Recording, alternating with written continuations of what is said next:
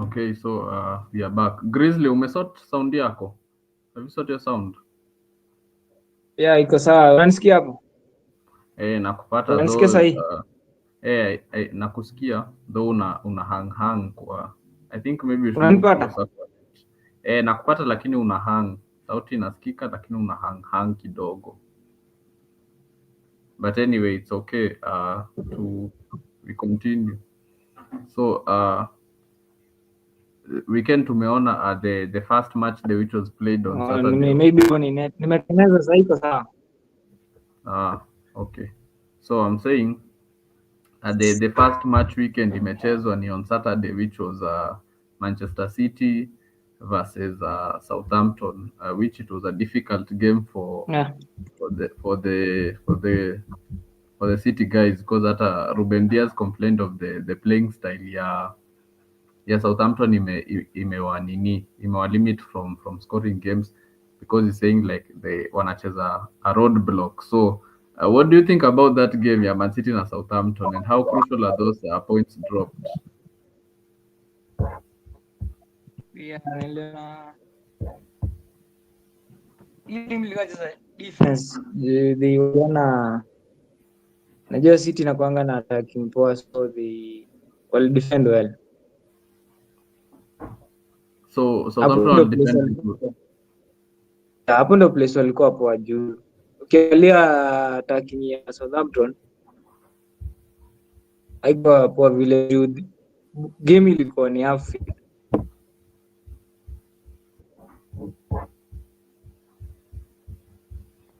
Okay, coaches, we are back again. I think there's somebody who mwenye amepewa there's somebody mwenye amepewa link mwenye I think press the wrong button, alimaliza stream before it even Bahati mbaya. So Kefa copy. So I don't know where is that. So maybe it was the one who made the mistake. But anyway, it's okay. So that we were even beginning. Yeah, I was telling Grizzly, I was asking Grizzly ana support team gani? Huyu ni mtu wa Man U. Akaniambia Man U, nikamwambia team ya wanyonge nimesahau. But Alex, lakini there's one positive thing in Man U though. You remember two seasons ago they were trolling Harry Maguire. Yeah. I feel like Harry Maguire this season is the only one fighting for the badge. It's wrong to kusema Maguire because kuna people like Fernandes. If you remove Fernandes, no Fernandes, no United. They know that, but they can't admit that. That's true. Kuna Fernandes hakuna Manchester United. Ukitoa kama Ahmad uko wing, no Ahmad fights for the badge. So though Maguire amekuwa brilliant for them, so Mani hawezi complain waseme ati Maguire hasn't delivered, because if it wasn't for Maguire hata wangetolewa Europa, because he scored the winning goal against Lyon ku complete remontada. Jamaa aliturn number 9 out of nowhere. Ai. Sasa juu hiyo story, you guys believe it? And the only thing saving Man U Grizzly ni hizo top bottom 3 teams kutokuwa na points. That's the only thing tu ilisaidia Man U na Tottenham kwenda chini. Actually, Curtis, those two teams are the Mad Brothers. Those are the Mad Brothers. June 16 and 17. So like they're playing the Europa League final. Wameharibia Big Six form hii season manze. So Grizzly, umekubali Newcastle is the new Big Six? Ime replace nyinyi ama unakata? Manchester is the big team. Iwezi kosa Big Six. That's the only thing. I mean, in terms of money, Man U still is better than Newcastle, kiasi, because of even legacy. Okay, money and legacy. But currently, you missed the point. Newcastle is rich, wewe. No, it's rich, but bado haijafika pesa ya Man U. Man U imekuwa game for a minute. Yeah, it's true, but Arab money. I mean, with time, in the next 10 years, kuna venye wanaweza overtake. Yeah. So the Man U owners wanaitwanga aje? I'm even forgetting their names. The Glazers. The Glazers hawezi shinda the Arab money. They have money. That one for real. Glazers, they can't beat the Arab money. Arab money wewe si mchezo. Those guys can pesa even ya oil money. And then you see the one thing with Newcastle, like it's not a single person, it's a collective group. So if they group Wait. the money, like net worth in is amount even up to 320 billion. Wait, Because they have it's investors. They have a bunch of investors. Yeah, so it's not one person, it's a group. Hey, mimi nadhani walibaiwa na Saudi. Yeah, that's what I'm saying. Like it's not one person. Like Chelsea, the owner is Todd Boehly. For Newcastle, like there is no owner team moja. It's a collective group. So like wameshikanisha hizo pesa zote. That's why ilibidi wawekewe nini inaitwaje, restrictions in spending, because kama hakungekuwa na restrictions, then those guys can even buy the whole of football. But then why they restricted na wanacha kitu kama Man City, sijui Man U wana spend billions and Chelsea out here spending billions, but they're restricting Newcastle. Like, huh? So I think there is a way to navigate the market in there's a way which teams like Chelsea and let's say maybe Man City zimeweza kunavigate through the marketing transfer yenye Newcastle haijaweza. Though as you can see, quotas, Man City have more charges than Didi. Yeah, Didi bado haijakuwa dug up yote. Yeah, Man City 115 charges, hata ya Didi haijafika 115. Hey, I'm pretty sure Didi ameguza more than 115 people. Ni venye tu labda tu watu 20 ndio wameamua ku speak up. Unaona? Also Chelsea tuko na charges mingi lakini hatujafikia Man City. But I do think though, I think Big Six wako na their own different spending clause. I think kuna tiers. Yeah, I think like kuna tier 1 labda top 4 wako na max yao, and then top 8 ama top 10 wako na max yao. I don't know. See, that's why I'm saying like there is a way which wana navigate yenye itwaje. Others are not being able to navigate. Cause see, that's why Everton lost their some points a few like 2 seasons ago. That it was only overspent. I mean, like they breached the spending clause. But I also feel like clubs like Everton like zimekuwa a bit unlucky compared to other clubs, because them they have faced the like face hizo nitwaje the charges, and there are clubs like City whatsoever they breach many charges and they haven't faced anything, and yet Everton something small, points deduction. Even I think we saw the same thing at Fulham, points deduction. Yeah, Fulham they lost only 3 points. I think. But hizo 3 points ni mingi sana for a team like Fulham. It's a lot of points. No, Everton they were subtracted how many before, like 12, and then it could go down to 6. Something like that, of which hiyo ndio hata ilifanya wakaingia kwa relegation battle. But imagine when they stay up. Yeah, like kuna clubs quotas like they always find a way to navigate the relegation. One of them is Everton. Everton, no matter how bad they are, they always find a way. They always find a way. Hata West Ham can be poor the whole season, lakini hawatashuka. They will find a way to remain in the Premier League. So kuna clubs tu zinakatanga kabisa kushuka. No matter who is playing, no matter who the manager, Everton can bring in a manager like akwe na manager bounce ashinde the last 8 games and they remain in the league. I feel like that team is managed by players. I think they have a good fighting culture. If you remember like 10 years back, team ilikuwa na hiyo tabia ilikuwa Sunderland. Actually. And Sunderland was known for having they had big players. See, Stoke ndio ilikuwa inajulikananga, they used to have big players who cannot be bullied. So back then that's the Newcastle of today. Even Newcastle ya leo. Hey, ya siku hizi. But imagine QPR meta nilisahau. Do you know how long ago QPR was in PL? Actually, I think QPR, the fondest memory I have of them ni ile siku yenye walipeanga City kikombe. Kuna teams nimesahau for real. Fulham, QPR, sijui Hull City. But yenyewe zime Bellingham. Hull City ilikuwa juzi. 2 years ama 3 years ago. Gani? Hull City 2 years ago, 2022, 2023. No, I think ilikuwa time ya COVID. No, Ilikuwa ilikuwa time ya Premier League. COVID. Yeah, but like 3 years ago, 3 years ago Hull City ilikuja league. Wakarudi tena. But anyway, coaches, umejeni kama tulikuwa tumeanza kuchambua game ya City na Southampton. Where did the rain start beating down on City? Because we thought Southampton would be a walk in the park. Na hata like walitoa watu wa betting kwa pesa. Wait, me hata hiyo game I was surprised. I'm like, wait, lakini big teams zingine zinakuanga na udu. It's not even just City peke.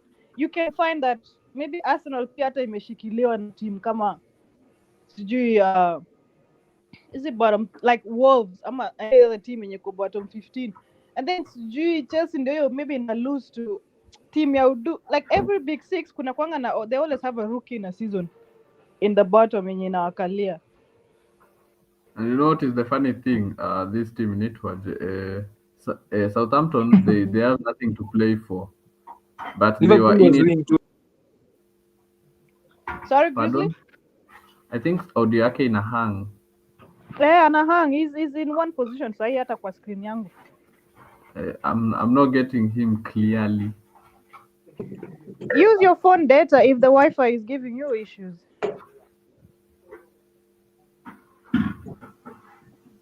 Let me check. What were you saying? Grizzly, you were talking. So I say angalia team kama Liverpool. Liverpool was winning 2-0. Aki sijasikia. I've just heard Liverpool. But at the end, net yake ina breakdown. Umesikia kitu anasema? Happened. I'm not getting him clearly. Net yake ina break. Grizzly, we can't hear you. Let me narudi. Let me give you a minute. Yeah, so I was saying like, and as much as it was unexpected result, I feel like it was expected of Southampton though. Like Southampton, like unajua wametoka, so what are they doing? Acha tupatie tu kiburi, atutoke bila kufrustrate wengine. And I don't know whether coaches you watched the post-match interview and ulisikia kenye Ruben Diaz alisema. Si hata nilituma video kwa group yenye admin wa Southampton ali compile how City were missing their chances. Do you think it's a good thing for him to come and shame Southampton's playing style? Is it a good thing? No. He sounds like some of the group members tuko kwa group wenye tu like you unasahau ya kwamba at the end of the day this is a professional job. You cannot discredit someone for how much they've put into work just because you have the stature, you know? Like I feel like City's recent success is getting into some of their players' head, and I don't know, like it's very unprofessional of him to have said that. He shouldn't have said that, in my opinion.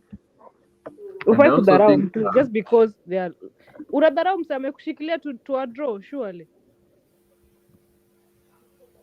And I also think like every team iko na playing style yao, and it's not a must a team to come and play the way you want them to play. Yes, everyone will come and play the way they want to play. So that's why, as I was saying to Kolong, like if Arsenal want to come and win the game through corners, that's their playing style. We can't shame them. Now unapata kuna sawa na jam up. I'm like, what is stopping your team from doing the exact same thing? Yes, because everyone has that option to practice on set piece and go and score. And if you win via corner, it's still a win. If you win via free kick, it's a win. If you win via penalty, it's a win. It's a win. So, but then I feel like my fans ati sasa kuna there's some kind of goals zinafaa kukubaliwa and there's some kind of goals as if and I'm like, what? You can't pick and choose. At the end of the day, it's all about the scoreline and the winning. Yeah, very true. So kama ulifunga na matako, it's still a goal, right? Yeah, what matters is the goal counting. So I also feel like the City should just be accountable and they accept that they were held. They were bad, yes. They were 0-0 draw, and you stop saying that the team, you want every team that's playing against you to come and play attacking adapt football. to their style. Because Hey, I've noticed there are sides like West Ham, sides like let me say even Newcastle, like Cotes, when they come playing, they sit in their structure and they are not they going can to win. attack Yes. you. And that's one style that Jose Mourinho was using. Whenever he's playing against you, he's going to sit in the structure. He's not going to attack. He's waiting for you to come and attack. And then, like after you are pressing, you're attacking, you're trying to score, he will not Counter. make a mistake. He'll wait for you to, yes, you make that mistake, he will counter and score and stay in the shape and frustrate you until he wins the game. And that's a tactic yenye Jose ametumia kushindia nayo cup. But it seems that it's frustrating to some teams because they are unable to break down. But then the thing is with teams like City and their fans, when something like this happens to them, it's against them. You get, oh, Mzalendo. Why is Alex? Why is your No, I think it's the avatar that's changing. hey? I'm like, when are you Mzalendo chini ya maji na tujui? Actually, maybe we'll join the show, but later on. Yeah, like I was saying, like it doesn't make sense how like I feel like football as a whole, even fan base, kume change manze. Yeah, it's very true. And can we say It's all Guardiola has a part to play in the football changing? and Because a lot of actually, fans right now are stats driven. Sasa mnanisikia? much better. Okay. Yeah, like I feel like a lot of fans are stats driven. Cause if anything really, like niambie tu ukweli, you're a Man U fan Grizzly, you're a Chelsea fan. Yeah. Do you guys think Ahmad is comparable to Saka? Seriously. Ahmad Not Tusaka. really. Not really. Bado. But yes, Bado. That's the word, Bado.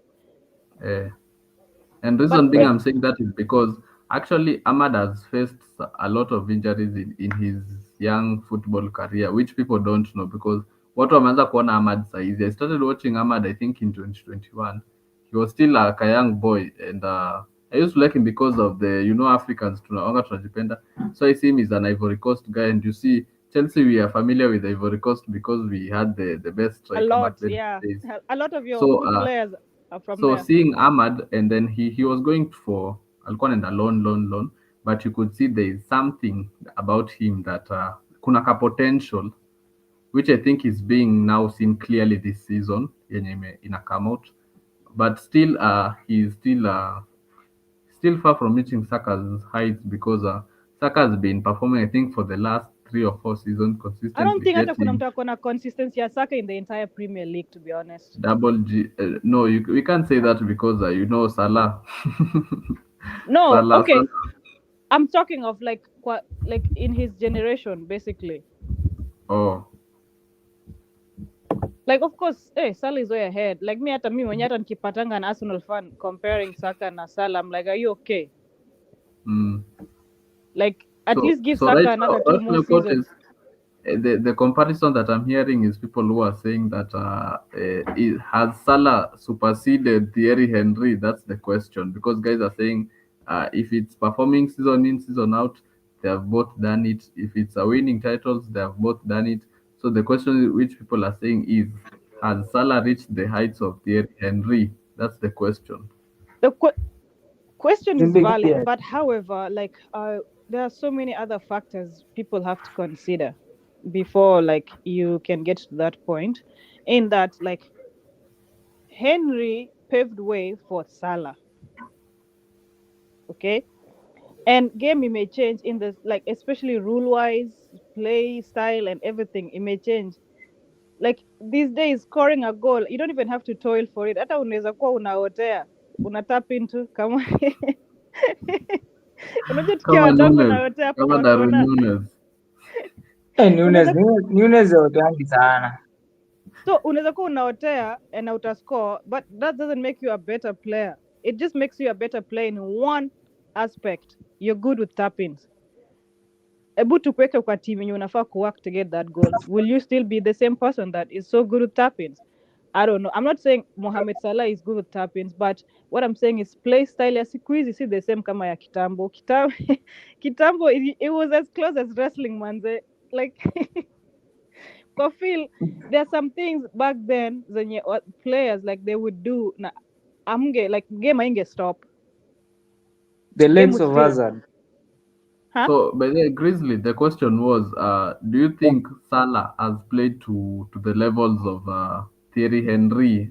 Can we put them in the same bracket and say maybe Salah ameshinda Henry?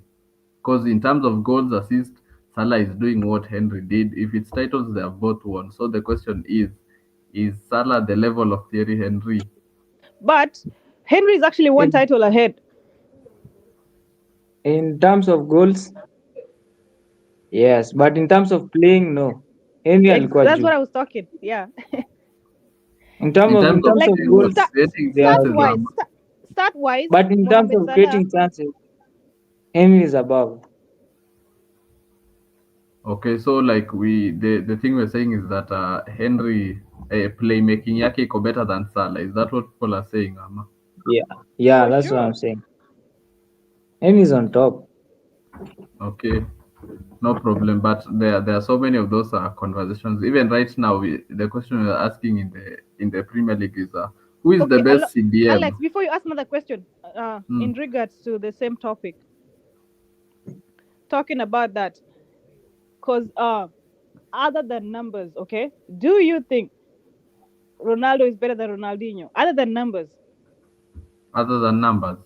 Yeah. Yes. Okay. To me, I will say Ronaldo is better than Ronaldinho because he has performed like for a longer time. But talent-wise, I think Ronaldinho put a smile on everyone's face because every time he got the ball, Ronaldinho, we expecting wonders. Ronaldinho is the one person quoted mwenye alikuwa anaweza destroy Real Madrid single-handedly. And that time we had the Galacticos. Tulikuwa na R9. We had the likes of Roberto Carlos, we had David Beckham, all of those big stars. So, and Barcelona just had Ronaldinho, that one person who could destroy Madrid single-handedly by himself. Alikuwa anashinda Barcelona game. So I think where I would say Ronaldo is better than Ronaldinho is because Ronaldo has performed for like, I think, 10, 12 years consistently. Even now in his late 30s, he's still performing. So that's the reason why I say I think he's better. Is he not like 40 now? Maybe 40. Even 40. Yeah. And so that's why I'd say. And then Ronaldinho left the game very early, which was something which was happening Kitambo because even Henry akitoka Premier League, he was in his early 30s. Same thing with Van Persie, akitoka in his early 30s. But these days, tunaona players are playing to being much older. Even in his late 30s, tunaona Shaqiri ame revive career yake and he has 35 goals plus assists. Shaqiri. He was in Liverpool. Yes, so right now he's close to leading Basel to their first title in 9 years. No, Shaqiri was in Liverpool. Yeah. Yeah. You know, he's close to leading Basel to their first title in 9 years. In his late 30s. So no. So apart from Salah, he's the only player who is above 30 mwenye akona. Salah is the only player who is above 30 mwenye akona more goals plus assists. Milner, I don't think Milner ndio legend wa kukaa. Milner manze amepitia decades. I think over 30 decades in the league. I'm at 20 at least. Thomas Hamilton. Ni heritage. That's his own heritage. I don't think kuna player that he beat in the next few decades. To take a because I think he has more than 400 appearances in the Premier League. Yeah, and he has played for multiple clubs. So for you to reach that point, it means like consistency, resilience, and then also you fail to get long-term injuries because these long-term injuries ndo zinaharibianga watu. Zinaharibianga watu wengine, especially if you're not strong mentally, it's hard to come back. I don't know whether Cortez you got the chance to watch somebody called Abu Diaby. Abu Diaby, namjua. He was in Newcastle ama Aston Villa? Arsenal. No, Diaby moja. Alitoka. I'm sure when I knew him, he wasn't at Arsenal. So nini if you watch Diaby alikuwa ule number 6 anacheza kama nani hivi kama hivi, who can I say? Somebody like Vitinha. Don't know whether you guys know Vitinha. Yeah, the PSG guy. Somebody mwenye ana control midfield but injury hapa na pale, like the guy never came back to what he was. Oh, sorry, I'm checking Abu Dhabi's wherever. So he only played for Arsenal and then left? Actually, the time I was watching him alikuwa cheza Arsenal, then but after some few injuries, career never kicked off. Manzeni kama Balotelli. But Balotelli, I think it's a different issue because yake ilikuwa more of a discipline. Discipline ndio ilimwangusha. Discipline ya kutrain, discipline ya niitwaje, like to be resilient in games, not to lose your head. I think hiyo ndo kitu yenye ilimwangusha. Hakunanga meet with black people. There. It's either they listen ama ukiwa na kichwa ngumu. Hakuna katikati. So by the career yake itarudi next season. Do you guys think so? Nah, I don't think so because coaches, if you look at somebody like Pogba is that guy who nisemaje is so unserious because even right now if you check his social media pages utapata like we are not seeing videos of him like training. Tunafaa kuona videos of him training, working very hard on the pitch, but if you go to his social media pages utamwona akidance, utamwona ako holiday, utaona this and that. So how do you expect that guy to come back stronger? What the agents wake only give up? They're not putting him up on this stuff. No, I think Pogba, I think he lifestyle of celebrity, the lifestyle got into his head so much that he forgot he's a footballer. Yeah, but do you guys think Real Madrid it might catch a break? Because in every generation, there's always a player in Barcelona destroying them. Oh, in every generation. Now side the time Ronaldinho and then Messi came. Sai Lamine ndio umekuja. Hey, Real. Actually, I don't know. You guys coaches mliwatch El Clasico? Of course. Yeah. So actually, El Clasico was a fun game. Though I felt like the officiating was as terrible as the one that I see here in local football. Because if you look at the second goal yenye Real ilifunga, it was clearly a foul, and there are pictures online. It's a clear foul because Lamine was fouled, and the ref did not play, and then VR did not even check it, and then like through ball imepigwa na Vinicius, then a goal was scored. So I felt like that was robbery of the highest order. But even though I feel like and then I don't know whether Grizzly, did you see the handball ile ya Chouameni? Yeah. Yes, and then like did you know what the VR said? That the arm was in a natural position, yani mkono iko mahali penye alikuwa anaweza toa. So like I was wondering. So those things are given because like he denied a goal scoring opportunity, and then they said that the arm was in a natural position. That's robbery of the highest for example, nakumbuka hata sikuja live at PSG, but you know the penalty PSG was given, that was very soft. Yeah, very true. Yeah, you had Kelong was very spot on. It was very soft. But so the good thing was haikufungwa. But ile ilikuwa at least ile inaeleweka.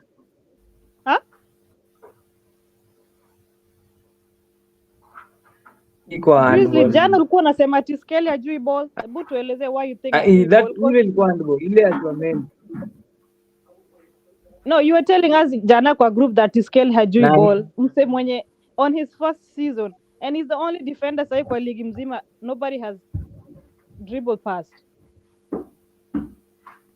Where are you getting that start here? Fair quote. Oh, acha nakutumia kwa group. Nakutumia sai. Because me, you know, sisi watu wa Chelsea, we have a super left back who hasn't been dribbled past by the name Marco Correa. Tuko na Reece James, who is the best right back. I haven't seen anyone who was dribbled past the best right back. Now, unajua, the thing is, this boy is not even playing his natural position. Yeah, very true. Yeah, it's true. Okay, nimeitype in inaniambia skiza. Can I read it ama nitume kwa group? Just read it ama ukiweza utume. I had typed in a question asking, is Kelly the only defender this season not dribble past? Meta ikasema yes, Miles Lewis Kelly is the only Premier League defender with 15 plus appearances this season who has not been dribbled past. Yeah, but So is it the only who was dribbled past Rhys James? Wewe Cortez. Who was dribbled past Rhys James? Tuone. Rhys James hata kama like let's see. I don't know if watch games zote za Chelsea but pardon Grizzly. Kuna games past hapa amepiga madasta vibaya sana. Rhys James. The likes of Nunes amemfanya mbaya. Nani wa Rhys James ama? Fulani. Na unajua kwa Premier League mzima ndio amedribbliwa pass. The most. Nani? No, I'm saying I was looking for your Nani? But no, we were saying we were looking for defenders on your. Umesema nani amekuwa the most dribble Alexander Arnold. Oh. Yeah. Alexander, okay, no, Alexander Arnold. Ni venye performance yake, unajua umsaji ku defend but umse pass anaweza kupatia. I would say that his forward covers up. But 1v1 against Arnold. Yeah. Oh no, Liverpool hasn't won against. What I'm saying is actually we are unbeaten 2 seasons straight by Big Six, Arsenal. And the big question, Cortez, still remains. You're yet to lift the prestigious trophy. Imagine. You guys are yet to lift the prestigious trophy unbeaten by the Big Six in 2 seasons. So that's the questions to raise. I know. You know, like we always know the Big Six games ndio zina decide the title. So okay, you guys need to understand. Mnafaa kuelewa like even within these 3 seasons zenye tumekuwa nazo na tumekuwa tukiperform hivi, one area of Arsenal has to lack. The first season when we were in, defense yetu it was slacking, but forward was good. And then last season it's the opposite. Say the opposite. Defense is solid, but forward it's bad. So basically what I can say is I hope like kutakuwa na time yenye Arsenal will have full squad, full depth. And then waki lose, mi hata sitakuwa najibu, to be honest. Ndio hiyo hapa I see 22 Jalala. I see Melode kwa comments anasema no European heritage. We have one though. Let me pin the let me copy the link. I put it there. Did you see whether Melota joined? See yako group, he can join for group. Ndio hiyo link kwa comment section. So by the coaches, I wanted to ask you guys a question. Who is the best CDM in the league? Premier League. Yeah. Hey, who's the Grizzly, best CDM? Who do you think is your best CDM in the league? Right now, CDM.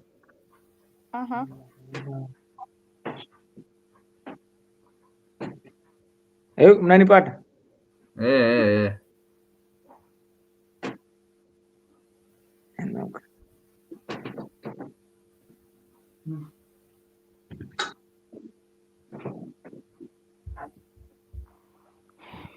I'm pretty sure a City fan angekuwa hapa angesema Rodri. I'll give you examples if you're getting confused what a CDM is. Central defensive midfielders like when, for example, now Man U fans labda watasema Bruno. But Bruno is not a CDM. Bruno he's not, but he's a 10. But hey, mi sijui kama mtakubali. Personally, I have a debate between either Rice or Bruno Guimaraes. Those are my 2 top picks. Bruno Guimaraes na Rice. I mean Caicedo is doing okay, but ana ghosting saa zingine. When you see Caicedo is Chelsea's player of the season. Caicedo alitengwa na Pate like alitengwa Pate. Aliget over hiyo kweli. But Wacha. for real, utapata hiyo video. It's somewhere. Ukuona the game we played yenu na sisi. What is the topic? Jalala. 22 Jalala in the building. The current question is, Niambie watu wa Arsenali wanasema aje? watu wasana waongee, tuna discuss football. Wanauliza who do you think? Atuongei mambo na the individual teams. We are talking players today. Anauliza who do you think is the best CDM kwa ligi sahi this season?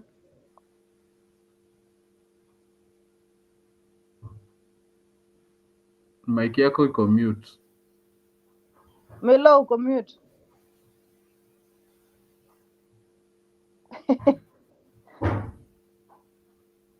Umse labda ameenda choko jo, anataki tusikie. Melo. Anyway, tuendelea kirusha, tutamrudilia question. Wewe, what's your choice? Me.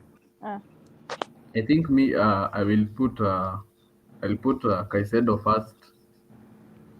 It's not because of being biased because I support Chelsea, but I think Caicedo has stood out for Chelsea this season in terms of niseme aje, like Caicedo is the glue. Yani Caicedo ndo ameshikilia Chelsea. Imagine coaches, if you remove Caicedo from Chelsea, like the midfield will crumble. And then the good thing with him, like he's versatile.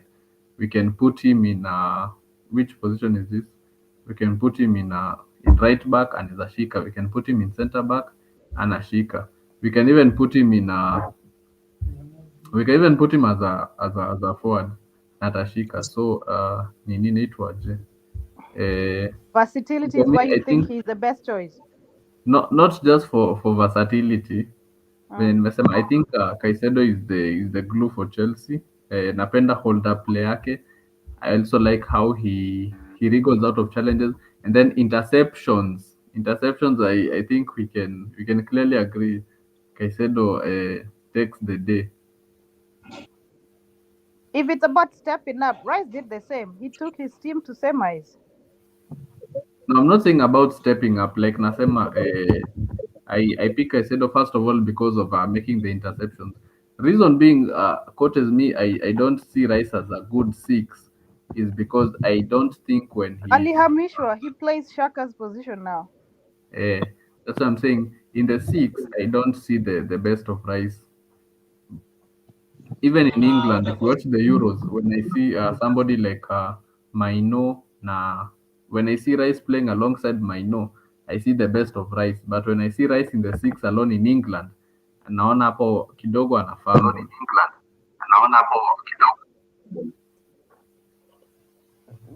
That kind of makes sense. So that's why I pick Caicedo. But if I don't pick Caicedo, I will pick Gravenberch, who plays for Liverpool. I think Gravenberch ako sawa. Sawa. Aya, Melo and Grizzly tupatieni jibu zenu.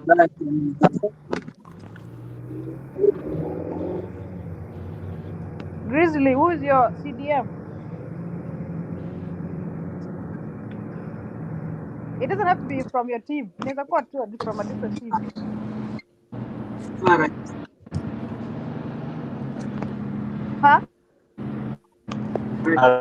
Ati mnasema nini?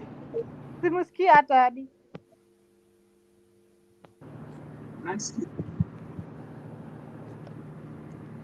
Ebu speak loudly. Amnisikii? Nakusikia. So mimi nasema na prefer Rice from Arsenal. I will go with Rice. Because Rice, why Rice? Ukiangalia football IQ,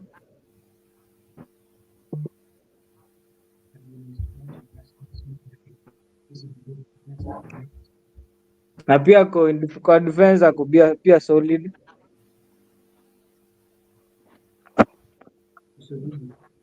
Okay, so Cotizo umesema it's between Rice and Gimares.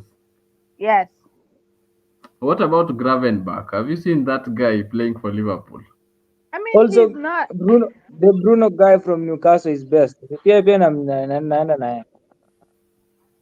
Like. Yeah, so what's your top 5, Grizzly? The reason I'm picking those two over Gravenberch is because the amount of work these other two players put into their team, as like unajua Liverpool hata Gravenberch underperform, Liverpool will still find a way to win, you get.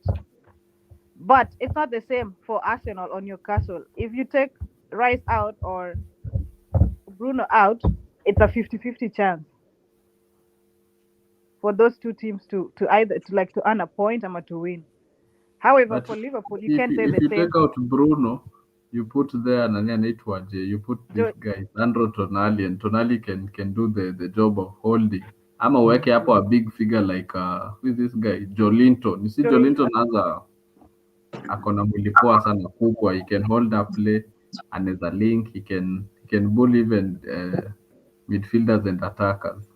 I mean, like Joey Linton, actually, at one point, he was the face of Newcastle. At what I'm pretty sure around either times, 2016 to 2020, Apple, he was like really, really good. They even used to have this player. He alikuwa kipara. Akisikumbuki jina yake hata sijui alienda wapi. Jonjo Shelby. Rondo, huh? Jonjo Shelby. No, I think ilikuwa Rondo. Okay, both. Oh, Salomon Rondon. Yes, ilikuwa Rondo. Rondo was also like really a good player when he was in that team. At the time, they didn't have the money or the investment, but Joey Linton and Rondo, they held up Newcastle. Sana. Also Wilson. Yeah, Wilson. Yeah, and in Callum? Yeah. But Callum got revived. He did a lot better after Alitoka. I think he went to where? Nottingham? No, that's not when alienda ni Wood. Chris Wood alienda Nottingham Forest. No, alienda team fulani hapo akaanza kuperform pia. I don't know if he went to Bournemouth or alienda. Right now I don't know. Wilson. Nani? Wilson. Wilson is still at Newcastle. Kwani achezi? Injury comeback. Yeah, and I also feel like walienda wakaharibu mtoto wetu. That boy had a potential, man. You're saying this guy anaitwaje? Jinake kwani? No, I know the name. What's the Dijini anipotea? Jaribu kutafuta. It starts with a J. Gani? Joe Willock. Yeah, I know Willock. The Arsenal guys, ndio. Wale kampeka Arsenal. Like I feel like it's like they didn't tap into his potential, because if you remember the season he was on loan, he actually like India make sure like Newcastle didn't get relegated. But the season in Liverpool, but the season in Liverpool, he wasn't the same, and that was the same season Saudi ilinunua your club. But anyway, coaches, I don't know whether you guys watched the Leicester versus Nottingham Forest game. Kwanza watu Chelsea ilikuwa lazima tuone because we were behind Leicester, and they did us the good job to ensure we are still in the race for top 5, and they got a vital point. Kuna kitu sielewi hapa. I don't understand why Arsenal iliend up kupigania top 3. Arsenal, see points dropping. Yeah. Drop points, your opponents win. Too much drawing. Catch up. Yes, you drop points, the opponents wanna catch up. Uskina hiyo happen after the semis. No. Before the semis you are okay. No. Ilikuwa something and it build up slowly. It has been building up slowly. But yes, after semis you draw against Brentford, and you know City imekuwa on a winning spree, so you draw against Brentford, City win. You lose against Bournemouth, City win. City wins. We just happen to you draw against Everton in a kickoff, City win. So you see, kumekuwa nako ka gradual catching up. Plus, nyi pia mnafaa kuelewa the teams we faced that time ni low blocks wote, and their main aim inakuanga don't lose, either win or draw. Mostly but draw. Also coaches us, we also played Everton and we picked 3 points. No, we did the first leg pia. Ni leg ya pili na tulidraw.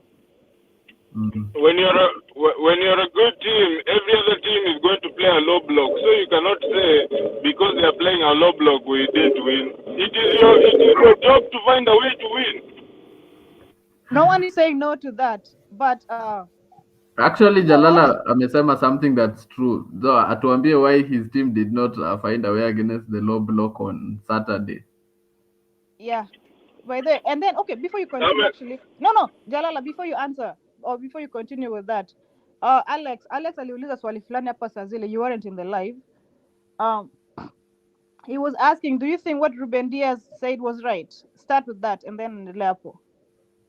Post match. Alisema nini? First of all, I honestly I didn't check the comments what he said. So if you tell me what he said, then I can maybe contribute to that. Alex, mwambie.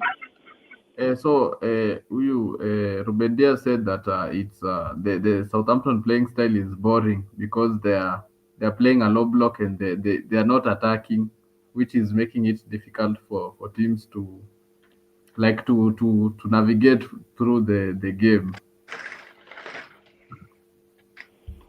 But so even if you say, I don't think Southampton, how they play is boring because, first of all, Southampton have conceded, I don't know, very many goals. I was looking the other day at the table, they got like minus 50 or something goal difference. So they cannot sit there and say, their playing style is boring or wherever, it's a low block or wherever. You have to find a way. You are the defending champions or whatever. Find a way. You have to find a way, and you know it's always been an issue with Pep and all these hipster managers because everything is just side to side, side to side, side to side, side to side. There's no directness, you know. So if you're not playing direct, how are you going to expect to have a different outcome if you every time is pass the ball side to side, move the ball this way, move the ball that way? Everything is so controlled, so you're not going to see anything different. Most of these games, like Arsenal, if you watch Arsenal, it's like you've watched the same game the whole season. There's nothing different. It's nothing different because it's just pass the ball here, side to side, side to side. Players are not really creative, and I think that's the issue. Because you look at Man City, we need midfield. Our midfield is old and leggy, and Foden is not the same player no more. He doesn't want to take the team and put it on his shoulder. So everything is just difficult right now. We're hoping on the summer we can get some, new players coming in. We're looking at Morgan Gibbs White, which I don't really like, but it is what it is. And right now we're seeing Florian Wirtz wants to go to Bayern Munich instead. So it's looking bad for us right now. It's really looking bad for us. But they're saying we might get Danny Reinders from AC Milan. So if we can get him through the door as a KDB replacement, I think he's a very good player. He's a very quality, good player. So I think if we can get him through the door, we got Echeverry, who is not playing yet. I don't know why they're not playing him. He's a very good player as well, attacking midfielder. So I think, we just have to wait for the new signings and see if we can get these old players out the door and try and go again next season, because right now it's not looking good. And we have Nottingham.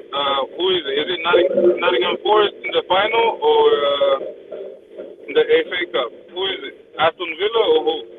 Crystal Palace. No. Oh yeah, Crystal Palace, and you can see how Glasner is playing right now. I mean, Crystal Palace are in good form, so I don't know. We just have to wait and see, honestly. We just have to wait and see. But for Pep, yeah, it's not really looking good. It's not really looking good. He needs to try and change something. Let the players have a little bit of more freedom, to attack and do their thing, because all these players they can't think for themselves. So, and that's the issue. I feel like that's the problem. They don't want to take the initiative for themselves. They just want what the manager. True. The manager That's very true. They're not taking accountability. Yeah, and that's not good enough. But sasa my question is, you said you don't think Gibbs White is a good option. What about Bere Eze? Because he's in the market, no one has come in for Eze. So why not Eze play in that 10 position? I think Eze is a little too old. He's almost 26, 27. Yeah. That's not too old. That's actually the prime for some players. Nah, my friend, football right now, no one is buying a player who's 27 years old. No one is doing that.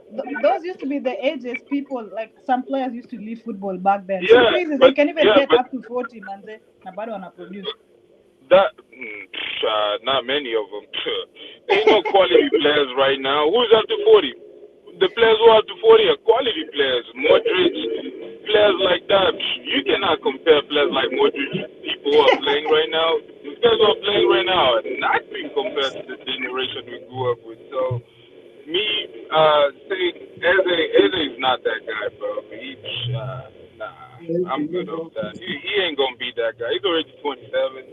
He's already coming into his game way too late. That's why people want Olise more than Eze. Like, no one is going to go for Eze. It's going to cost you more money and it's old. So what's the point? He ain't going to cut it. But I think if you check at the goal contributions, Eze na uangalie who is this guy, Olise, you will see that they're not really far from each other. And considering right now Olise is playing in Bayern, so we are yet to see Eze in a much bigger club. Though I feel like Gibbs White, one thing with him, the driving force. Like Gibbs White is somebody who is self-driven, so he's somebody mwenye anajituma sana. So him getting the 10 position, I think he will chip in with goals and assists, goal contributions. And so for one thing that I like about Gibbs White is the drive, the self-driven about him. So if City get him, okay, it will be expensive because right now Chelsea ruined the market. But Gibbs White can get some goals and assists. Mamouche can get some goals and assists. Haaland contributes with some goals and assists. Then the Savio, who is this guy, Doku, they can chip in with some few goals. Though I feel City are okay, but I feel like the place which they made a mistake is who is this guy? Nico Gonzalez. Nico Gonzalez is still not yet good. So maybe Pep might do something, but I feel like still Nico Gonzalez is still very far. And Kusanov is still a beginner. So do you think about the new signings? Kusanov and this guy, what's his name? The Nico Gonzalez. Is Nico Gonzalez a good fit for a backup for Rodri?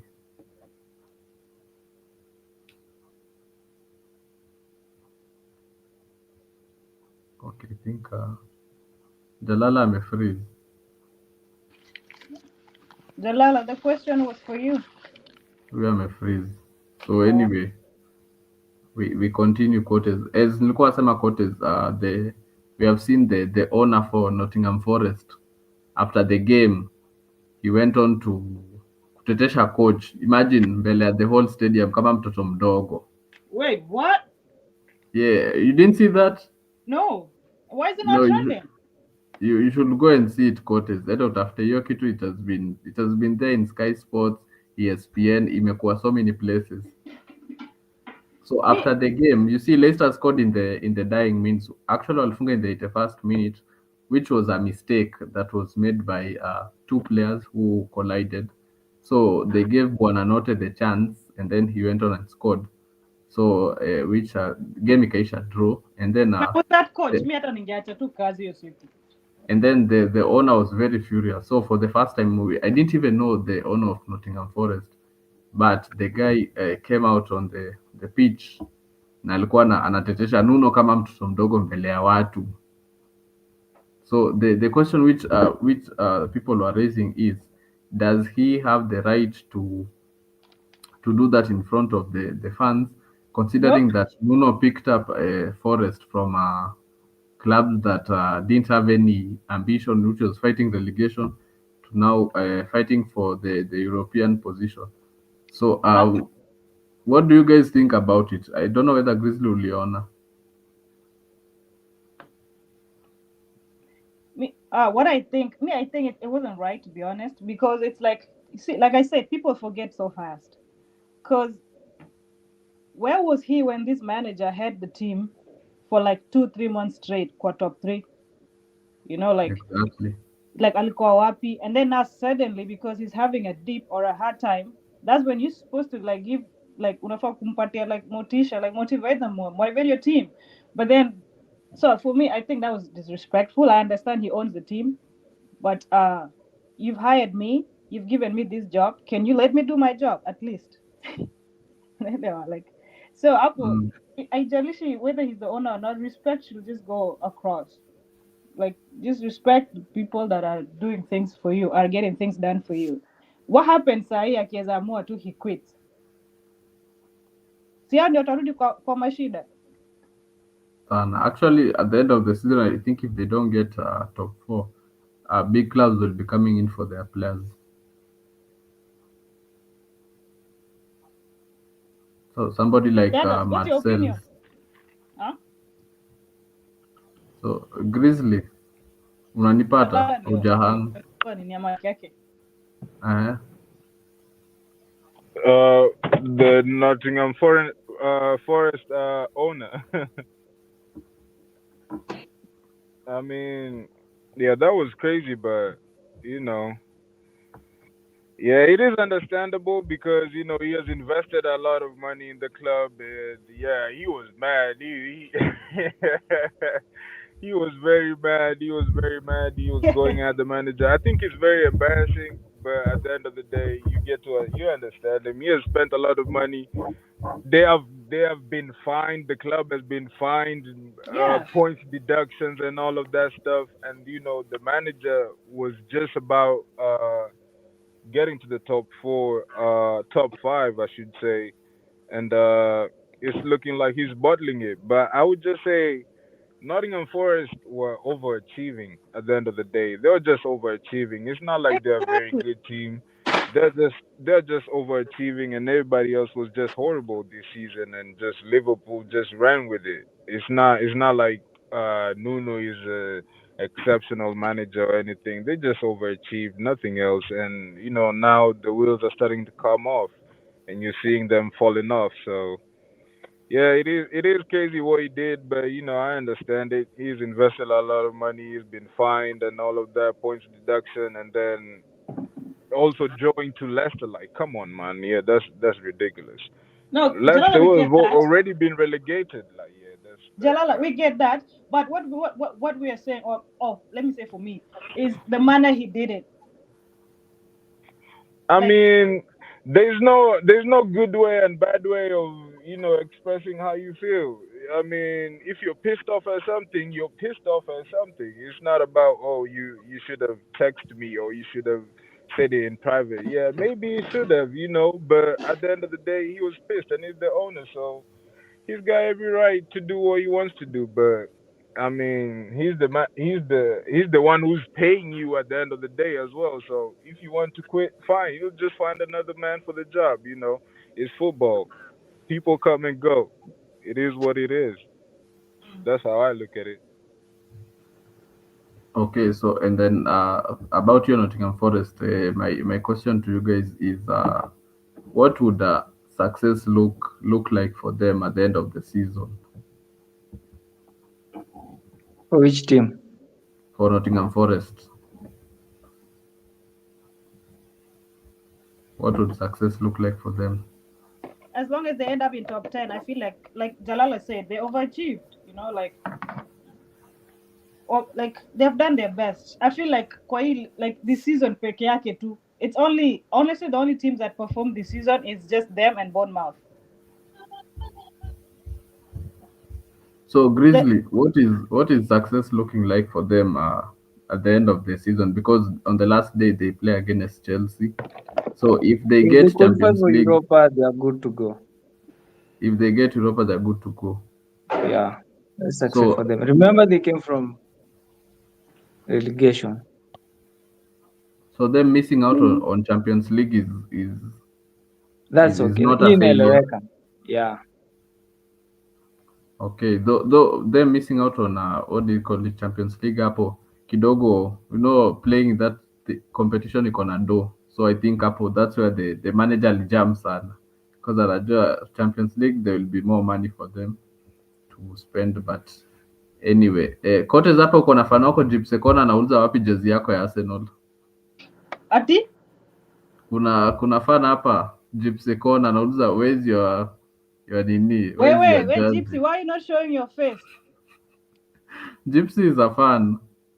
He's a fan of the show. Is he streamer? No, he's not a streamer. He's a fan of the show.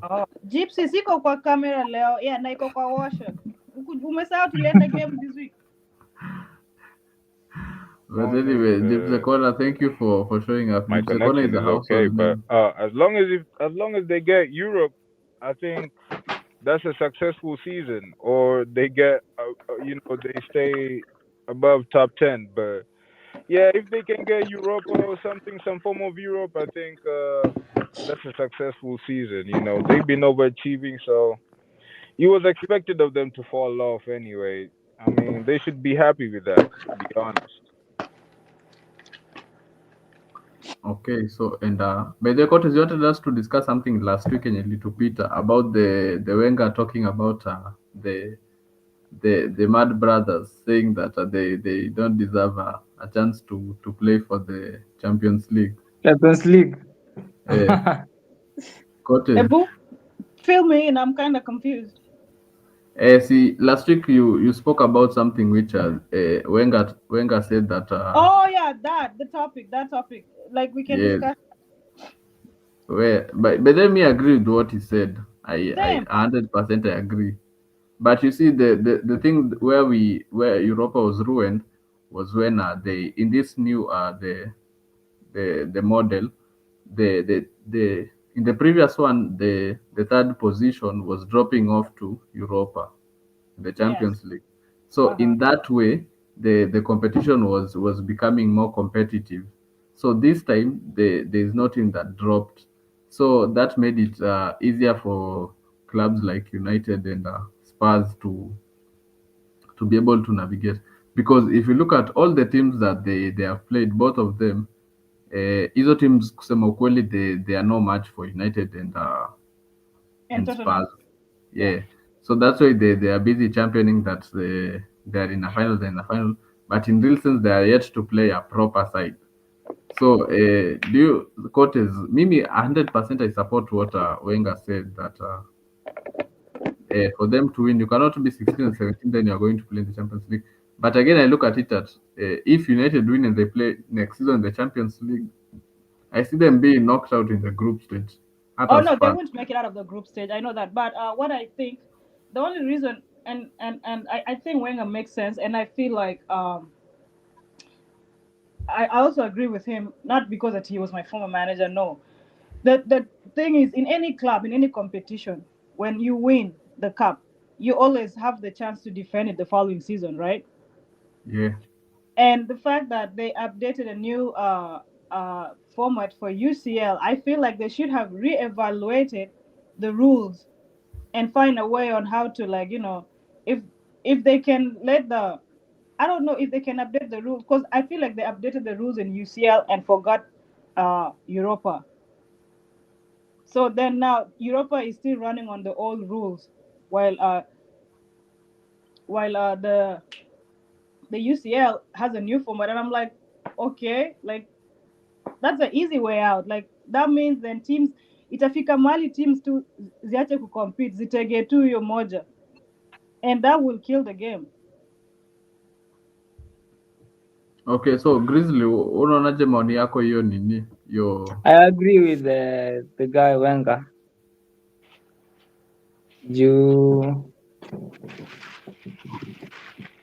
When you look the Europa League, teams haziko more competitive like in Premier League. So the teams like Tottenham and that's my team Manchester United, we have to see where we can win. So hapo ndo walichukulia hiyo advantage, but number 16 and 17 playing the UCL, qualifying for the UCL, hiyo hapana. That's not hiyo iko fair. We Jalala, fungua mic yako tupe maoni.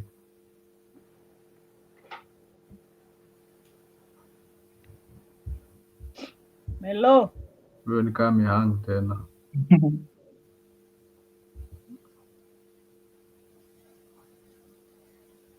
It's like he is playing a game. Na mkono moja. Melo, pay attention to us. Give us your full attention. Niko network yangu inashinda ikizima ikipotea inanikatia. Poleni sana. Wewe acha, kwani unatumia Airtel? Labda ana drive nje. Huku Melo, kwani unatumia Airtel? Airtel imefika majuu. No, we have our own service zingine tu hapo, sijui Verizon team. Sasa unaona hizo sasa, there's an area if the service you have and you're an area I support hiyo, simu yako haitawaka vizuri. Oh. Ningedhani ni kama huku. Unajua huku Kenya kama unatumia net ya Airtel, unaweza hang sana. Na net ya huku iko poa. It just depends like na area. Because you get services based on what is in your area basically. Oh. So muhamishe Safaricom huko. Jalala, endelea. Umerudi sasa before uhang. Ndio nilikuwa nauliza mnanisikia ama? Yeah. Na mnauliza kuhusu Man U na Tottenham. Yeah, there was something Arsene Wenger said in the week after the game. He was like, he doesn't think that any of the two teams win, wanafaa kwenda UCL direct. Juu wameshinda Europa. So in regards to the new format they use. So he's saying basically he's saying that they should qualify. There's no way relegation threatening sides zinaenda kucheza UEFA. Why? He's saying that the best thing the best way to handle it, they should actually qualify for the Europa League automatically. The winner the winner should like anafaa kubakia competition automatically, si eti kama amemaliza 6th position ama the other positions zenye zina qualify as kuingia Europa. So and we were saying here, we also think we agree that they shouldn't really go to the UCL direct after winning Europa, especially based on the new format. So we were asking, what do you think? I think they should just go to the UCL. I mean, why? What used to happen before? It was the same thing, right? It used to happen, but things have changed.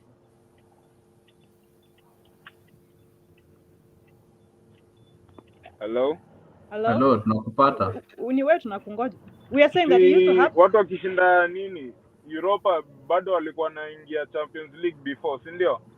Yeah, and that was before the format changed. Yeah, then I don't see anything wrong with it. They didn't really change anything. What they changed is that if you drop off from the Champions League, you can't go to the Europa. So I think the format is just fine. I just feel like Arsene Wenger and all these Arsenal fans are just bitter. No, because they're not in any final and they're not going to win anything. And they're looking for anything that they can clinch on. So, I mean, it's okay. If you win the trophy in a competition and it's Europa, then you can get the Champions League. It's always been like that. I don't see anything wrong with it. Why is it that other trophies, the teams get to defend them, but not Europa? But Europa has always been like that. But you see also Jalala, sisi watu wa conference, we can stake a claim that if the format is changing and everything, that why isn't the conference winners not getting a chance to play the Super Cup? In Europa, exactly.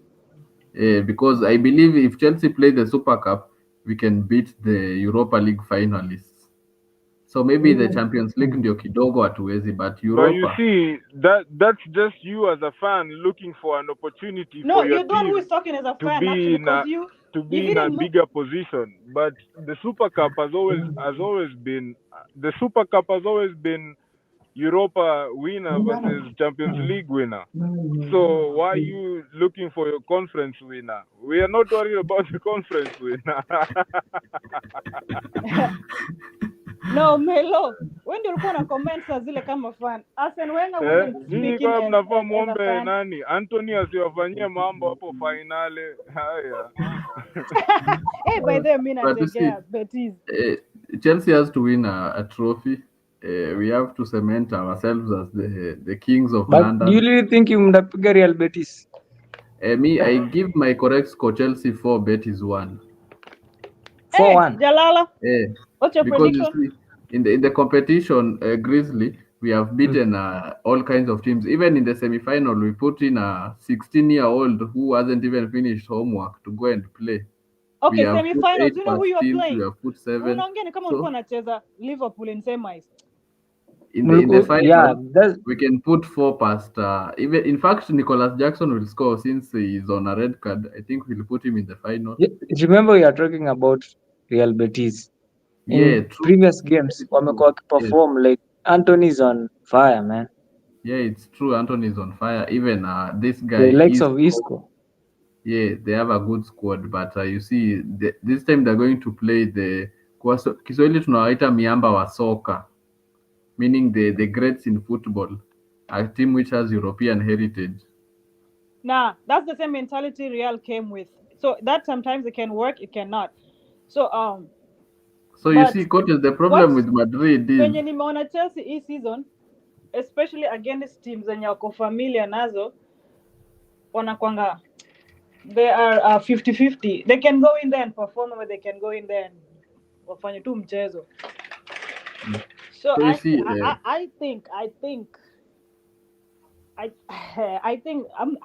sidhani mtapenya Real. I mean Betis.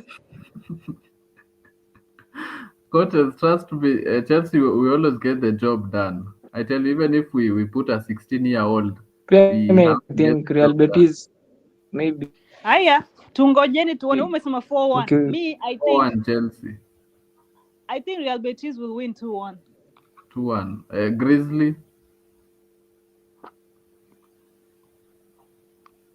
Grizzly amehang. Jalala tupatie prediction. Including your game, your final. Final ya Champions League na conference ama Zote. Europa Zote. Conference na. FA. Champions League PSG. Just because, PSG just need to win that. Because for the sake of football needs PSG to win. And I need Mbappe to cry. I just need Mbappe to cry because, he left PSG to go to Real Madrid and now PSG in the final, I just need him to feel that pain. Because he's a scrub, ultimate scrub. And, who else? FA Cup, I'm hoping we win it. And Europa. Conference League, Europa. I think. This is Hata mimi nasikia hivyo. Well, I want Spurs to win because I don't want United to win. So I want Spurs to win. Look at this Arsenal fan saying amen, You know why? Crazy. Because if Tottenham wins, watasahau the winning after the game. Trust me, coaches. They win a trophy ahead of Arsenal. Kwanza European one. European heritage before Arsenal, my friend. I'm not even talking about that. Nasema wakishinda. It would have saved football. If Man U wins, mnajua kiburi mtapata. But you see, coaches, the thing with United is they have won it before. Now I'm telling you, Spurs win a European trophy ahead of Arsenal. They will tell you for the next 10 years they are a bigger club than Arsenal. It's okay. That one, trust crap. It will not even last 5. We know Tottenham. They let them have at least. Unajua cabinet iko empty. So acha tu akue na kamoja. But we can do the same for you Hiyo guys. moja lakini nyinyi hamna. Because honestly, and the other reason I want them to win it is for a player like Son. Son deserves it. I think Arsenal fans they are just against but, Manchester United because wanajua wako tu against Manchester. Hata wao niko sure they want nini to win Tottenham. Remember Tottenham walipeana cup. Man U doesn't need that cup, let me tell you. They need to come back. Remember pia Man U iko sawa. It has been how many years? Okay, Grizzly, answer this. Grizzly, you're saying that you need the cup, you need to win the cup to come back. Last season, Milishinda Carabao. Where are you now? Remember, that's Carabao. The problem is, I think you the only thing that will make United win it is because it's just United, bro, and they always find a way to come back a win in the finals. It's just United because they always win trophies. But if Spurs win it, hey, I'm telling you, it's gonna be bad for Arsenal. And if Spurs win it and Chelsea win the conference, yeah, Arsenal, man, yeah. Yeah, London. Najua London anataka. Scotty. Alex, what's your take on the finals? So me, the Champions League, I'm going with the Paris win. I think if you check out most of the finals, utapata mostly zinaishanga 1-0. So I'm going with the Paris 1-0 because of the coach. I believe Luis Enrique has all the ideas to come up with a tactic or anything. You see, that guy is a smart guy and anaweza to anything, and he can win it for Paris. So me, I'll go with the Paris win 1-0. For Europa, I'm seeing United. Being objective, I see United winning it because of they have match winners. If you look at United, kuna mtu kama Bruno Fernandes who can score a free kick and score a penalty and single-handedly win the trophy for United. But if I look at Spurs, I don't see match winners. I just see a team that never steps up during the big occasion. But on nikikuwa subjective, I want Spurs to win. But objectively, I see United winning it 2-1. Conference nimwambia Chelsea 4, Real Betis 1. And for the Crystal Palace versus City, I'm going with the shock of the year. Palace 2, City 1. That's the shock of the year. Yes. Shock with a team like Crystal Palace, that wouldn't come as a shock. But that's something a miracle. That's something that's not going to happen. So that's the shock of the year. City has the stature of a Big 16, but in terms of quality as of right now, venye wako, they're not really far off each other, Evo. Because they both have experienced players. Huh? On Friday, this Friday quarters, we are playing against United. And hapo ndio Chelsea tunamalizia season yetu. Our season ends whenever we play against United. See, that's our first final. Yes, our first final is playing against United. You see, here in Kenya, hata nini this weekend wanaitwa this FTV guys, kina Robbie, kina Cecil wamekuja. But like I think after that game na fucking year live. Actually, we will do one. Even we had a conversation with Bonnie yesterday. So you see, there was something about Sunday 8 p.m. Is that ilimaliza aje juu MB zangu zilikufa nikatoka?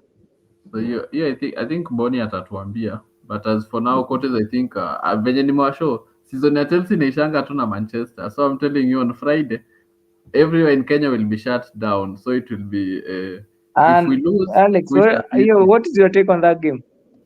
As a Chelsea fan. Of course, you want Chelsea to win.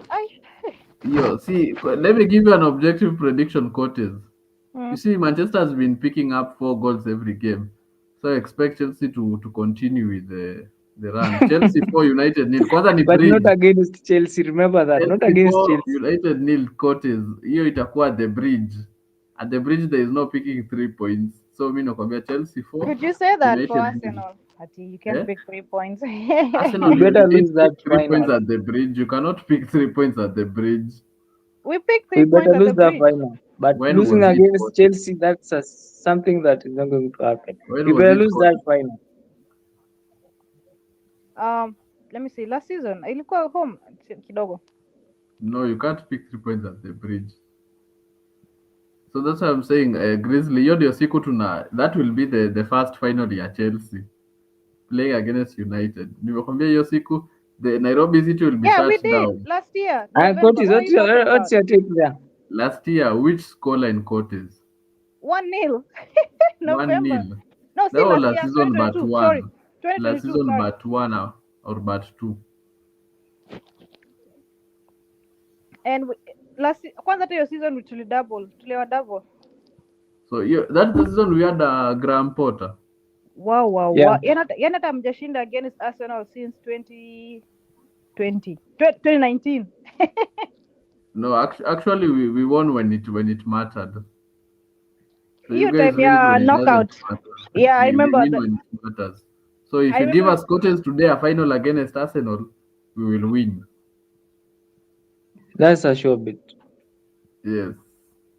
So as I was saying, Grizzly prediction yako About the finals. zote. Okay, in the Europa League. Let me start from UCL. In the UCL, I will go with PSG. They deserve it. But hata ukiangalia Inter in terms of deserving that thing, Inter waliponea hizo games kadhaa hapo nyuma, but if you see this PSG wamekuwa they need that cup. Na mimi naona nani vile amefika hapo, sioni akiachilia hiyo kitu. So my take is 1-0 to PSG. And the Carabao, I siwezi go against Man City, niko tu nyuma. Man City will win that game. She said he can't go 3-0, against City. Why? 3-1.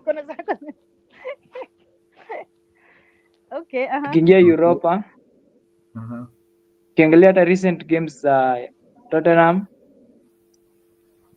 imekuwa luck pia wao. Pia wao imekuwa luck. Ninyi wote mmekuwa mkichapwa. Yeah, When so was the last time United won a league game?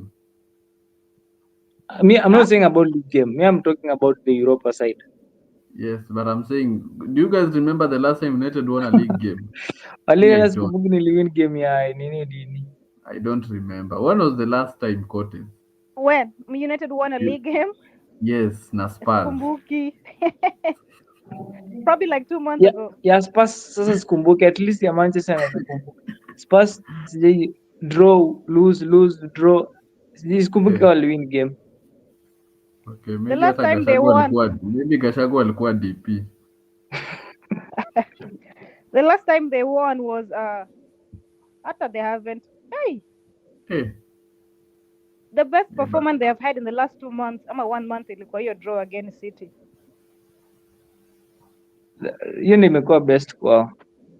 And tukienda conference, Europa, I'll go to Manchester 2-1 because of course Manchester lazima itafunga bao. Me, this But is how I sure see they will mine. win that game, which is 2-1 to Manchester. Conference. Oh. Game pia ni tricky, but I see Chelsea winning. Scoreline? 2-1. 2-1. Okay, nyinyi mtaki tushinde bao 4 lakini sawa. Cotes, tupe yako. FA, I am banking on Crystal Palace. Europa is tricky. Very tricky because I don't know if Onana is the keeper, Tottenham will win. Just know he'll concede. That's true. He will concede a goal, maybe 2. But akifunga macho aweke the other guy, I forgot his name. Afunge macho aweke the other guy. They have a chance. Bayende na Onana tu ni mandugu wa the same family. So anyway, your game, I don't know. Me hata sijui naweza predict aje because none of the win favors me, to be honest. Like none. But so you just have to pick a struggle, Cotes. Alex, I'll pick struggle. I'll just go with Man U. Watch game last za Tottenham. Any game of Tottenham. Because what they will concede. Mimi. No, I was saying that I'm like I'll give it to Man U and I think of course they'll concede now itakuwa like probably like a 3-2 or a 4-2 kind of win. UCL. Hello? UCL? Oh, UCL, UCL PSG. UCL PSG. So no one has gone for Inter. Huh? So no one has gone for an Kila Inter mtu win. anataka Kwani niache PSG win. why are we discrediting Inter after the great they But if put you up look, lakini guys, one of the if, best semifinals. exactly. But if you look at the fights kwa UCL, watu wenye wamefightia hii UCL sana ni Inter. Like, you know, like See Arsenal quotes because Ateta said you guys were the better team. walikuwa wana beat relegation ya UCL. no, but that's the Do you remember that? in terms of kuchapa Pardon? teams during the competition, Arsenal, yes, was good. But the finishing, Alex, Yeah. do you remember PSG they were beating relegation ya UCL? Yeah, true. They were So fighting to be knocked yeah. out. But zikiwa PSG na Real si walitokea through that route. bana, they were in the line there. Hapo kwa line tu. they came through that route. But Melo kwani na dash. But so I'm going for PSG and I think it'll be a 2-1 a scoreline. And then Europa nilishasema ni Manu 4-2 ama 3-2. And then conference of course I want Chelsea to win it, but it is tricky. It's very tricky now. Real Betis now they are performing. Mchana quotes. Kwani you guys are not knowing this is the Blues, the best team in London here. 4-1. Trust me, Blues. Some years back was Blues. Blues Alex. currently not Blues. The only reason say Blues. Did you watch the game Fiorentina versus Real Betis? Well, so actually the time it was playing, Chelsea was also playing. So I couldn't multitask the two games. But the game went up to 120 minutes. They even play extra time. Yeah, I watched the highlights. Nikona Anthony scored a brilliant goal. Alex, actually that's one of the tunakupata Jalala. Like right now I can say Real Betis are performing well. Chelsea also in a perform, but Real Betis now is very, very, very good. If Chelsea is going to win, is goal difference itakuwa 1. So okay, guys, I have to go. Okay, so yes, we are getting towards the end of the stream for today. But tutarudi Friday after the Chelsea versus Chelsea. Yeah, after Chelsea versus Man U. Friday will depend on my schedule. If I'm available, I join. If I'm not, poleni in advance. So Friday Kelong atakuwa amesema hivi after the game Kelong atakuwa. Kelong naye hakuna live, alisema atakuwa amekuwa. Sana na Actually today ni alisema alikuwa ameshikika. So but alisema on Friday after the game hivi him will be there live. We can even go. Itakuwa 10 I think 10 to 12, so I think he said from 12 we will go on. And alisema Chelsea kishinda the better. The Chelsea fans tutakuwa tumejaa kwa studio. Why not do a watch along? Yes, that's what I was telling people. We do a watch along. Do a watch I was preparing to watch along. You go to sir. So we can do that. But since it's midnight in Kenya, so we close the show. Cotes, to pay your last remarks. I'm wishing all the teams, or say fans on your teams as the finals, all the best. Cotes, you are Arsenal fan. Tena sana for 20 years plus, and okay, see 20 years. Okay, 20 years exact. And you guys beating Newcastle, by the way. So probably or not, I don't know. I hope they do. Now Kishinda, it has to be a clean sheet. I feel like we will win more. I feel like we win more with Newcastle than we would with. No, at the Emirates, Jalala, watachapwa at the Emirates. Hey, no, Newcastle ni timu ya watu wakubwa bwana.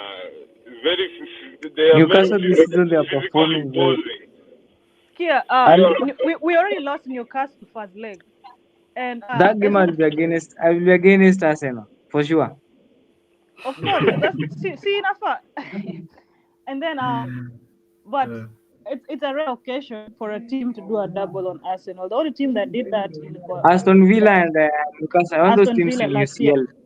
See Even what Bournemouth has Aston done Villa the did double this season, the UCL. Kwanza Bournemouth imewachapa na remontada. Nani? Bournemouth has done the double na the second game waliwafanyia remontada. And no, that's what I was telling you earlier. Tukianza kudiscuss, nilikwambia big teams inakaanga ni kama like if one team imewachapa wanaenda wanasema next season hawa tuachili, and then they forget the other teams preparing pia. I think Newcastle will have something to play for hiyo ni Champions League spot, so yes, they are more, they will give you a very hard game, and considering they got very big guys, physical guys, Newcastle is like a rugby team, my friend. I'm not seeing anywhere Arsenal is doing anything, especially now. Their season is already over. They don't really care that much. Huko wanaenda kuwekwa viboko mbaya sana. Even me, I'm seeing that Newcastle winning that game. Because if Newcastle beat Arsenal, then you guys will be knocked out of number 2. True. Which means Man City will win, and then we can only like Arsenal. I mean, Arsenal are now finishing number 2 anyway. We're just about to see. We're about to see. You know. I tell these Arsenal fans all the time. Don't talk, Bwana. Put your trophies on the table. Wekelea medal kwa meza. Wekelea medal kwa meza. Ndo naambiwanga. See, don't argue with an Arsenal fan. You can always just wait. Just wait to the end of the season. Don't argue with them. Just wait to the end of the season. Because they don't win nothing. They don't win trophies. Unaropopa sana. So ngoja mshinde finally yenu. Me, I have to go, guys. So sisi tumeshinda trophy mingi. So okay, so either Friday or next show ya Monday. Sawa. Hiyo show ya Monday, maybe we can discuss transfer window. Yeah, no problem. And we also need to discuss trophies quotas because itakuwaje at the end of the season everyone atakuwa anakuja na discuss trophy na nyinyi mnajipanga next season. Mimi mnaongea, unaona? Hiyo ndo mambo ya watu wazinali. Ashatupangia mambo ya next season. Bala tuongee mambo ya trophy. I just came nimekuja na topic, Alex anakuja na topic. That's it. Topic ya watu wazinali ni ya next season. Summer signings. Okay, tune in for season 4. Actually, Zubimendi ameingia. So, we Grizzly tupatie your last remarks. Grizzly, unmute mic yako. He's talking to someone kwa background. Mic yake iko mute. Grizzly, wait, unmute your mic. Grizzly, release us. Alex, release us. Acha wetu tumskip. We Jalala, tupatie last remarks zako. Mi nataka tu Tottenham wanifanyie tu favor. Na washinde tu hiyo Europa. Washinde tu. Mi nataka kuona Arsenal tears in full effect. That is what I need to see. That is what I need to see. And I want to see PSG win the Champions League. I just want to see Mbappe cry. So those two people need to cry this summer. Mbappe and Arsenal. That's what we need for football. Football needs this. Okay, so Grizzly umerudi, tupatie closing remarks zako tufunge show. Mimi nataka tu Newcastle win game. That game against Arsenal. Also, I need teams to prove Arsenal that they need cups, not winning games. Yeah, at the end of the season, every team nataka something to show. So teams like Manchester, they need to win that game, that Europa League. Yeah, the likes of Man City and yeah. Okay, sawa. Thank you guys for showing up today. tupatane Friday after the game. I expect studio ikuwe full. Naona hata leo noisemaker wetu Steven hajakuwa, but hopefully tutakuwa na Friday. Sawa, kwa heri, tupatane Friday. All right, bye guys. Okay, bye.